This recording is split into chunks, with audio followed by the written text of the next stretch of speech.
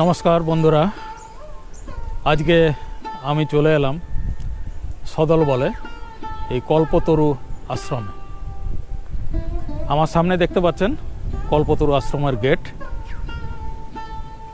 बंधुरा गभीर दुखेर साथे जानाई गत 5 तारिखे 5 एप्रिल 2025 सकाल 9टा 10 मिनट आमार प्राणाधिक प्रिय भाई आमार बंधु आमार अफिस कलिग एवं आमार बाइक राइडर साथी निर्मल्लन हुइल्सर एक अविच्छेद्य अंग शुभ्र शेखर घोष आमार शुभ्र भाई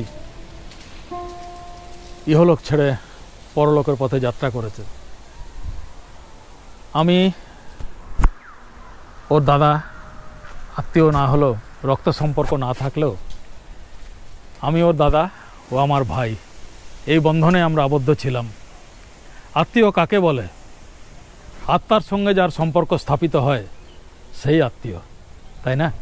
শুভ্র ভাই আমার থেকে অনেক ছোট, 10-11 বছরের ছোট, তরতাজা যুবক, বলিষ্ঠ স্বাস্থ্যের অধিকারী এবং খুব ভালো একজন বাইকার ছিল, একজন ভালো সরকারি কর্মচারী ছিল বলতে বুকটা আমার বিদীর্ণ হয়ে যাচ্ছে, কিন্তু অত্যন্ত মনোবেদনার সঙ্গে জানাচ্ছি সে তো আর নেই, আর তাকে আমি ফিরে পাবো না। এই কদিন প্রচুর কান্নাকাটি করেছি, আর গীতা, বাইবেল, কোরআন সবই পড়লাম।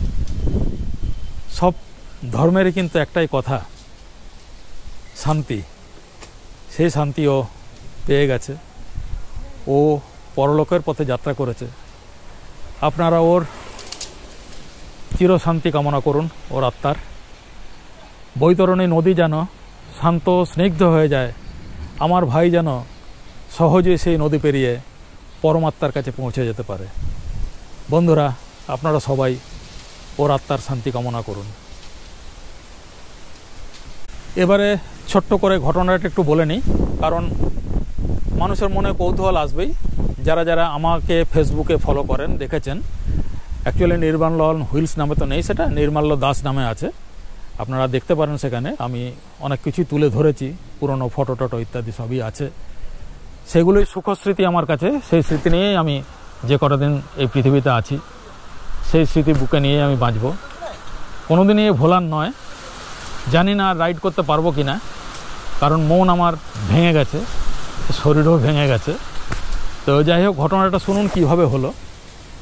ভাই, আমি আর আমাদের আর একজন অফিসার আমাদের ডিপার্টমেন্টেরই, রেহান মুর্তাজা, এবং আরও দুজন সঙ্গে নিয়ে আমরা খুব লং রাইড করেছি, যেমন দার্জিলিং, শিটং, কালিম্পং, ওদিকে পুরী, আর এগুলো মানে ঝাড়খণ্ড, বিহার, এগুলো তো আমরা হামেশাই যেতাম। তো যাই হোক, ঘটনাটা ঘটে গেল কীরকমভাবে দেখুন। ও না একটা নতুন বাইক কিনেছিল, বুলেট ক্লাসিক 350 মোস্ট প্রবাবলি, কারণ আমিও ঠিক জানতাম না এটা। ওর একটা বাইক ছিল হোন্ডা 350, খুবই ভালো বাইক সেটা। ওইটা নিয়েই আমরা লং রাইড করতাম। আর জানেনই যে আমার ডমিনার 400 আছে, তো এইসব বাইক নিয়ে আমরা লং রাইডগুলো করতাম। এখন ও আমার এই বাঁকুড়ায় আসার কোনো পরিকল্পনা ছিল না। ও আমাদের বারাসাত পিও অফিসের বড়বাবু ছিল, অত্যন্ত দায়িত্বশীল কর্মচারী ছিল, আর ওর বাড়ি ছিল সল্ট লেকে, ঠিক আছে। তো ও নাকি, যেটা ওর মিসেসকেও বলে গেছে এবং ওর স্ত্রীর মুখ থেকে আমি যেটা শুনলাম, যে নতুন বাইকটা কিনে ও নোটনদাকে, মানে আমার ডাকনাম হচ্ছে নোটন, হ্যাঁ, আন্তরিকতা যাদের সঙ্গে তারা নোটনদা বলেই ডাকে, নির্মল্লদা আর কেউ বলে না। দীর্ঘদিনের পরিচয়, আজ 28 বছর ধরে ওর আমার পরিচয়। যখন ও চাকরিতে জয়েন করলো, বাঁকুড়াতেই ফার্স্ট পোস্টিং ছিল, দীর্ঘকাল বাঁকুড়ায় ছিল, সেই সুবাদে আমার সঙ্গে ওর বন্ধুত্ব এবং একটা ঘরোয়া রিলেশন। আমার মাও ওকে খুব ভালোবাসত এবং আমার স্ত্রীও ওকে খুব ভালোবাসত। হ্যাঁ, আমার বাড়িতে এসে একটু খেতো টেতো। বেচারি এত ভালো মনের ছিল না যে বলে বুঝাতে পারবো না আপনাদের। হ্যাঁ, সত্যি শিশুর মতন সহজ সরল ছিল মানে রেগে গেলে রেগে যেত, সেটাও বোঝা যেত, আবার দুঃখ পেলে কেঁদে দিত, আনন্দ পেলে বাচ্চা ছেলের মতন হেসে উঠত। তো এদিকে বৃষ্টি শুরু হয়ে গেল। শান্তির বাড়ি, আজকে ভাইয়ের 13 দিন যাত্রা, ও যাত্রা করছে, বৈতরণে পেরিয়ে চলে যাবে ও একদম পরমাত্মার কাছে। শান্তির বাড়ি, বৃষ্টি নামলো। হ্যাঁ, গল্পটা বলতে বলতে একটু খেই হারিয়ে ফেলেছিলাম, কারণ অল অন এ সাডেন কিছু মানুষজন চলে এলেন হঠাৎ আর কি, একটু ডিস্টার্ব হলাম। যাই হোক, তো ওই বাইকটা কিনে ও আমাকে দেখাতে আসছিল, মানে সল্টলেক টু বাঁকুড়া, এই ছিল জার্নি, যেটা ওর স্ত্রী ডোনা আমাকে জানালো। সরি, কথা জড়িয়ে যাচ্ছে, ঠিকভাবে বলতে পারছি না বন্ধু। তো ও স্ত্রীর মুখে শুনলাম, ও বলে গেছে যে ডোনা বলবি না, আমি নটনদাকে সারপ্রাইজ দিতে যাচ্ছি এই বাইক দেখাতে। ঠিক আছে, ঝেড়ে বৃষ্টি এলো বন্ধু, ঝেড়ে বৃষ্টি। শান্তির বাড়ি, হা হা হা, ও হো হো, শান্তির বাড়ি, শুভ্রর আত্মা শান্তি পাচ্ছে।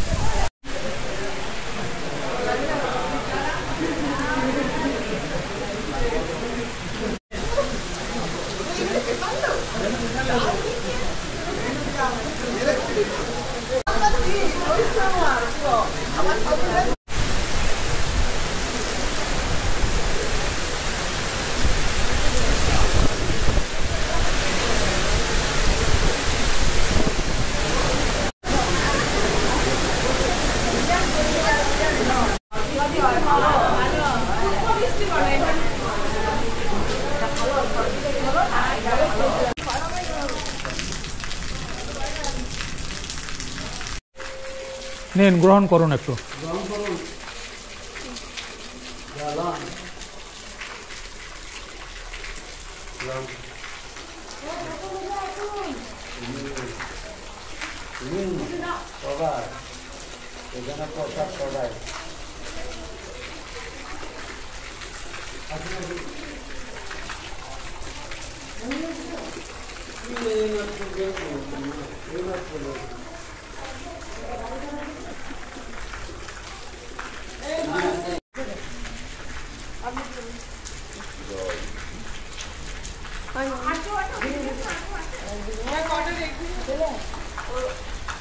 আরো কজন আছে, ওরা আরো কি সময় আছে, আমি কটা রেখে দিয়ে যাবো।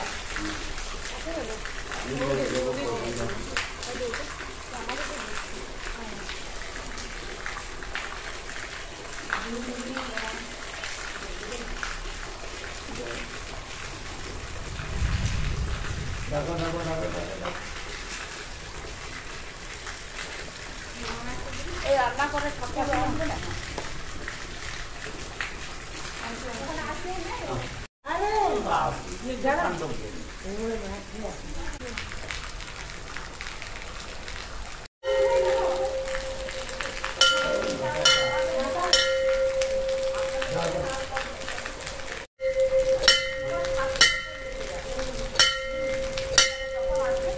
এসেছি মৌলাডাঙ্গা, বাঁকুড়ার মৌলাডাঙ্গা কল্পতরু আশ্রম। এই আশ্রমের যিনি মহারাজ আছেন তিনি তত্ত্বাবধান করেন এই আশ্রমের, এবং এখানে বেশ কিছু বাচ্চা থাকে, কিছু বৃদ্ধা মহিলাও আছে, মানে অনাথ আশ্রম কাম বৃদ্ধাশ্রম। তো যে মহারাজ তত্ত্বাবধানে আছেন উনি পরিচালনা করেন, তো খুব রক্ষণাবেক্ষণ করে রেখেছেন এই আশ্রমকে। আসুন আমরা তার সঙ্গে পরিচিত হই, আসুন। আমার নাম স্বামী শ্রীমৎ শিবানন্দ গিরি মহারাজ। আচ্ছা, এই আশ্রম কবে কি হলো, প্রতিষ্ঠা হলো না হলো একটু গল্পগুলো। আশ্রমটা 99-2000 সালে এটা রেজিস্ট্রেশন হয়েছে, তার 5 বছর আগে, 5-6 বছর আগে আশ্রমটা শুরু হয়। রেজিস্ট্রেশনটা হয়েছে 99-2000 সালে। আচ্ছা, 2000 সালে। হ্যাঁ হ্যাঁ। আর আপনি কি তখন থেকে এখানে ছিলেন বা আপনার পূর্বাশ্রম কি? আমি এই আশ্রমটা শুরু থেকে আসি আর কি, মানে ধরে নিতে পারেন আমার হাতে এটা খড়ি হয়েছে আর কি, আমাকে দিয়ে শুরু হয়েছে আর কি। তো এই জায়গা কে দান করেছেন বা কিছু? এই জায়গাটা কিছু দান করেছে, আর কিছুই আপনাদের মতন ভক্তর মাধ্যমে কিছু পয়সা নিয়ে জায়গাটা কিছু ক্রয় করা হয়েছে। আচ্ছা, কে করেছিলেন এগুলো? আপনি করেছিলেন না আগে অন্য কেউ করেছিলেন? তখন আমি ছিলাম, কারণ একটা যে কোনো কারখানা বা ফ্যাক্টরি একজন চৌকিদার থাকতে হয়, তো সেই হিসাবে আমি রক্ষণাবেক্ষণ করে এখন আসছি। তারপরে এটা আশ্রমে পরিণত হয়? আশ্রমে পরিণত হয়েছে। এখন কতজন বাচ্চা, অনাথ বাচ্চা কতজন? এখন অনাথ বাচ্চা 18 জন বাচ্চা ছিল। তারা এই কিছু 2-1 বছর আগে তারা গ্র্যাজুয়েশন হয়ে তারা একটু উত্তীর্ণ হইয়া তারা এখন কেউ খেটে কুটে খেতে পারছে, কেউ টুকিটাকি চাকরিও পেয়েছে, বা কেউ একটু ব্যবসা বাণিজ্য মগ্ন হয়ে আছে। মানে এখান থেকে 1 থেকে আমরা মাধ্যমিক উচ্চ মাধ্যমিক পাশ করিয়া দেওয়া হয়েছে। কিছু বৃদ্ধবিদ্যা তো আছে? বিদ্যা কিছু অসহায় বিদ্যা এখন আছে। আর 17-18 জন বিদ্যা এখানে দেহ রেখেছে। তাহলে এখন বাচ্চা কতজন আছেন? এখন বাচ্চা বলতে সেরকম ছোট বাচ্চা না, এখন 4 জনের মতন আছে। আর খুব ভালো। তো একটু আমরা যে প্রসাদ নিবেদন করলাম, একটু আপনি ঠাকুরকে জানাবেন আমার বন্ধুর আত্মার শান্তি কামনার্থে, ঠিক আছে? অন্তর্যামী ভগবান সবাই জানেন তো, তবু যাক, যদিও বেদের পার একটু রাখতে হয় লোকাচার, যেহেতু তার আত্মার সদ্গতি আমরা প্রার্থনা করি, কামনা করি যাতে তার আত্মার সদ্গতি হয়। ওম শান্তি, ওম শান্তি। আর এই মা দুর্গার মূর্তি রয়েছে দেখলাম, দুর্গা পূজা হয় এখানে? এই তো দুর্গা পূজা কিছুদিন আগে বাসন্তী পূজা হয়ে গেছে। আর এমনি দুর্গা পূজা হ্যাঁ হয়, মহাষ্টমীতে অনুষ্ঠানটা হয়। আচ্ছা। আর বিশেষ করে যেমন এবার 9টা কুমারী পূজা হয়েছিল, ষষ্ঠী থেকে দশমী পর্যন্ত লোকারণ্য। আচ্ছা। আর ওদিকে শিব মন্দির? ওদিকে শিব মন্দির, ওই যে আপনার শিব চতুর্দশীতে সারারাত্র পূজা পার্বণ হয়। আর আশ্রমটা প্রতিষ্ঠিত হয়েছিল মাঘে পূর্ণিমা বাৎসরিক উৎসবে প্রায় 6-7 হাজার লোকের নরনারায়ণের সেবা হয়। এই আশ্রম আপনাদের অবদানে চলছে। ঠিক আছে, আমাদেরও ইচ্ছা রইল একদিন ভোগ নিবেদন করব। বাহ, দেখি। হ্যাঁ, যাক, তার সাথে আমরা একটু পাবো। হ্যাঁ, নিশ্চয়। আপনার সহযোগিতায়, আপনার আশীর্বাদে আমার ইচ্ছা রইল, আর একদিন আসবো আমি। হ্যাঁ, অবশ্যই। ঠিক, খুব ভালো লাগবে। প্রণাম আপনাকে। প্রণাম। জয় গুরু। ওম নমো নারায়ণ। এটি মহাদেবের মন্দির। অন্ধকার হয়ে গেছে, ভালো করে দেখাতে পারছি না। আর অনেকটা জায়গা জুড়ে কিন্তু এই আশ্রম, প্রচুর জায়গা, এবং ফলের গাছ ইত্যাদি প্রচুর আছে, প্রচুর।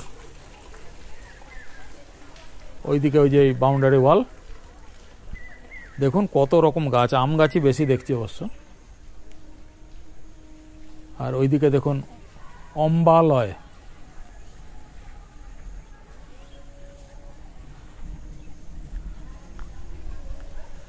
অ্যাকচুয়ালি ভক্তদের দানের উপরেই তো চলে, যে কারণে রক্ষণাবেক্ষণের একটু অভাব আমার পরিলক্ষিত হচ্ছে।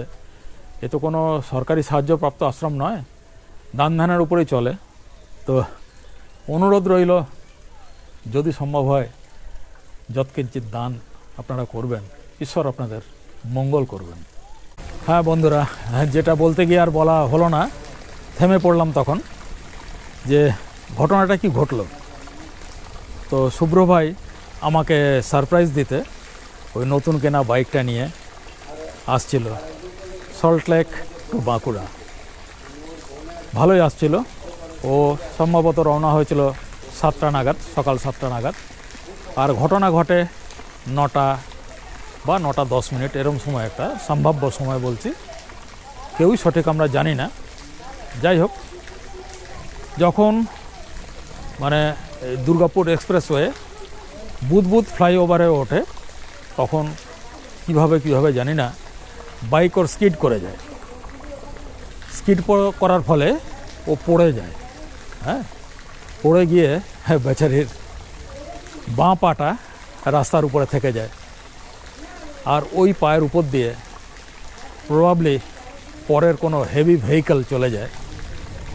যেটুকু আমার মনে হলো, আমার জ্ঞান খুবই সীমিত, তবু যেটা মনে হলো যে ওর বডিটাকে কিছুটা টানতে টানতে নিয়ে গেছিলো, তারপরে ও রান ওভার হয়ে যায়। হে ভগবান! তো পুলিশ কিন্তু তৎপর ছিল, অ্যাম্বুলেন্স এনে পুলিশ তাকে মিশন হসপিটালে ভর্তি করে। অ্যাম্বুলেন্সে উঠেও ফোন করে আমাদেরই ঘনিষ্ঠ বন্ধু, অফিস কলিগ রেহান মুর্তাজাকে, রেহানের বাড়ি দুর্গাপুর সিটি সেন্টারে, বর্তমানে পোস্টেড কলকাতাতে। রেহান দেন অ্যান্ড দেয়ার মিশনে ছুটে যায়। ওর মিসেসকেও ফোন করে, ওর মিসেসের কাছ থেকে আমি জানি, এবং ওই অবস্থাতে ভাবলেও কেমন লাগছে, ওই অবস্থাতেও আমাকে ফোন করেছিল যে তোমরা কোথায় এসো, আমার অ্যাক্সিডেন্ট হয়ে গেছে। আমি আমার স্ত্রীকে নিয়ে একটা গাড়ি ভাড়া করে, আমার স্ত্রী তখন বাড়িতে ছিলেন না, ও শ্বশুরবাড়ি মানে আমার শ্বশুরবাড়ি মানে ওর বাপের বাড়িতে গেছিলো, একটা গাড়ি ভাড়া করে আমি দৌড়ে পৌঁছাই খুব উচাটন মন নিয়ে ভগবানকে ডাকতে ডাকতে। তাতে হয়তো 1.5-2 ঘন্টা সময় গেছিল। তো এই সময় ওর না প্রচণ্ড ব্লাড ড্রেন হয়ে গেছিলো শরীর থেকে, অ্যাম্বুলেন্সটা একদম রক্তে হোলি খেলছিল যেন। তো যারা দেখেছিল তারা বলছে অত্যন্ত বিভৎস সে দৃশ্য, অত্যন্ত বিভৎস। তো প্রাণ মানে বেঁচে থাকার অদম্য ইচ্ছা ওকে কিছুক্ষণ বাঁচিয়ে রেখেছিল, তারপরে অজ্ঞান হয়ে যায়।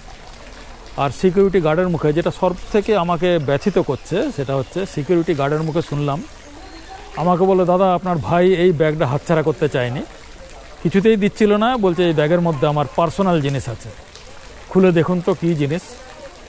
হায় রে ভগবান, আমি সে ব্যাগ খুলে দেখলাম ধ্রুব টি কোম্পানির 2 চায়ের প্যাকেট, 250 গ্রাম 2 চায়ের প্যাকেট। ও যখনই আমার বাড়িতে আসতো না, আমার মা আর আমরা একটু ফ্লেভার্ড চা খেতে পছন্দ করি। তো বাঁকুড়ায় মানে বেশি দাম দিয়েও অত ভালো চা পাওয়া যায় না। ও ধ্রুবর থেকে 2 প্যাকেট আনতো, 250 গ্রাম 500 গ্রাম, 2000 টাকা কেজির চা। একটা মাকে দিত, একটা আমাকে দিত। সেইগুলো বুকে আঁকড়ে ছিল যে আমার পার্সোনাল জিনিস আছে। এই ব্যথায় বেদনা আমি রাখবো কোথায়? আমি আর সহ্য করতে পারছি না বন্ধু, আমি আর সহ্য করতে পারছি না। ভাই আমাকে কাঁদিয়ে চলে গেল। জানি না এ ক্ষত কোনোদিনই এর প্রশমন হবে কি না। আমি চেষ্টা করব। আপনারা ওর আত্মার শান্তি কামনা করুন। ওম শান্তি, ওম শান্তি, ওম শান্তি। আজকে আমরা এসেছি এখানের এই অনাথ আশ্রমের বাচ্চাদের এবং বৃদ্ধ বৃদ্ধা যারা আছেন, এখানে একটা বৃদ্ধাশ্রমও আছে, তাদের একটু সেবা করার অভিপ্রায় নিয়ে। এটুকু আমি করতেই পারি। আমি ওর আত্মীয় নই, রক্তের সম্পর্কিত কেউ নই, কিন্তু ও আমাকে দাদা ডেকেছিল আর আমি ওকে ভাই ডেকেছিলাম। কোনো লেনদেন, কোনো স্বার্থের সম্পর্ক এতে ছিল না। আমার এটুকু অধিকার আছে বলে আমি মনে করি। বন্ধুগণ, ভারাক্রান্ত হৃদয়ে আজ আপনাদের কাছ থেকে বিদায় নিচ্ছি। ভালো থাকুন, সুস্থ থাকুন, সবাই সাবধানে থাকুন। আমি আর কাউকেই হারাতে চাই না।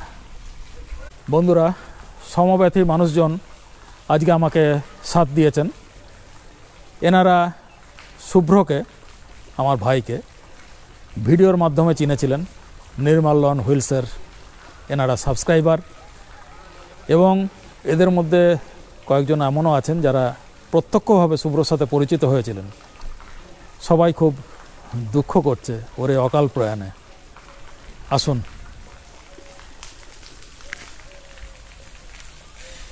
নমস্কার বন্ধুরা, আজকে ভিডিওটা একটু অন্যরকম, যদিও মানে বলার মতো কিছু ভাষা নেই।